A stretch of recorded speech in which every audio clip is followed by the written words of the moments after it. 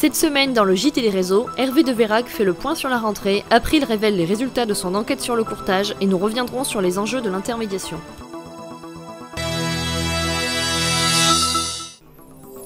Hervé de Vérac, président d'AGA, fait le point à l'occasion de cette rentrée sur la position de la Fédération nationale des agents généraux vis-à-vis de la directive d'intermédiation. Le sujet de préoccupation immédiat et imminent, c'est bien évidemment la présentation du texte de la DIA 2 par la Commission européenne devant le Parlement le 3 juillet, et sur lesquels donc les débats donc, sont ouverts aujourd'hui jusqu'au mois de décembre, et donc sur lesquels nous allons être très actifs par le développement de nos positions, de nos argumentations, tant vis-à-vis bien sûr de l'Europe et du BIPAR, dont nous sommes membres, que vis-à-vis plus généralement des parlementaires et des institutions européennes, mais également des autorités publiques françaises, l'ACP et le Trésor, et bien évidemment de nos partenaires ou des fédérations qui nous ressemblent ou qui en tout cas qui sont ici et qui opèrent en France. Bien sûr donc la CSCA avec lesquelles nous avons des discussions et des échanges, mais également la FFSA. Nous n'avons pas encore de position commune, mais nous avons eu l'occasion d'échanger. Le créateur moyen de société de courtage est un homme âgé de 35 à 44 ans. C'est ce que révèle une enquête April OpinionWay. 79% des courtiers installés depuis plus de 3 ans pensent qu'il est aujourd'hui plus difficile de s'installer. Pourtant, 75% des nouveaux créateurs de sociétés de courtage viennent du milieu de l'assurance. L'enquête révèle aussi que la plus grande crainte de presque les 3/4 des courtiers interviewés repose sur la volatilité grandissante du consommateur.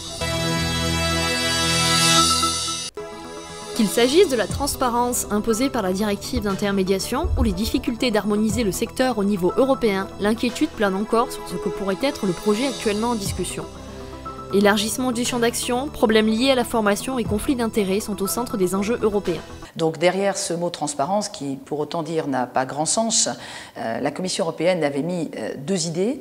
La première, c'est la position d'intermédiaire dans la relation économique entre un assureur et un assuré, pour faire très court, qui suis-je et comment est-ce que je me situe en tant qu'intermédiaire dans cette relation économique. Et elle avait dit, pour que le consommateur comprenne, il va falloir le révéler, il va falloir expliquer, d'où les obligations importantes d'information qui sont dues au consommateur.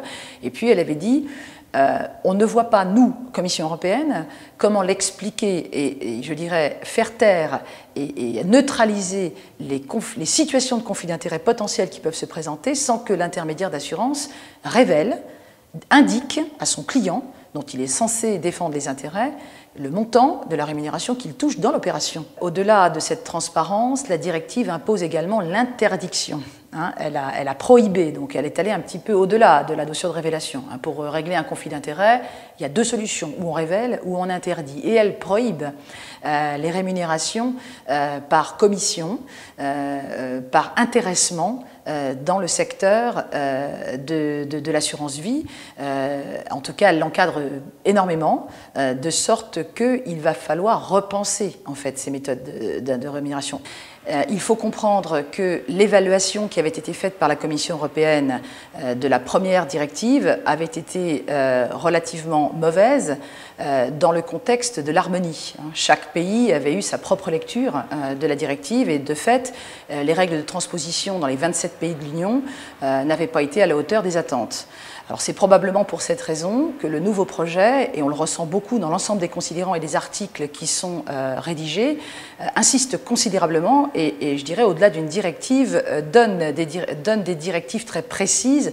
On pourrait même se poser la question de savoir si le statut de la directive porte toujours bien son nom. La Commission est allée très loin puisque, me semble-t-il, il y a une volonté véritablement d'arriver à cette harmonisation. Les problématiques que l'on a sont essentiellement la problématique de mise en place de l'élargissement du champ d'action de la directive, comment est-ce qu'on va procéder, puisque ça touche aujourd'hui la vente directe, ça touche la vente par Internet, ça touche certains comparateurs, ça touche aussi des personnes dont le métier n'est pas principalement un métier d'intermédiaire, ça touche également les gens qui procèdent à la liquidation ou à la gestion de sinistres, puisqu'on intervient également ici dans le domaine de l'obligation et de l'information et du conseil du client, y compris lorsqu'il est en train de capter ses garanties. Donc là, chaque métier, chaque secteur, chaque problématique devra être analysée de façon pragmatique pour que les solutions ne viennent pas du haut.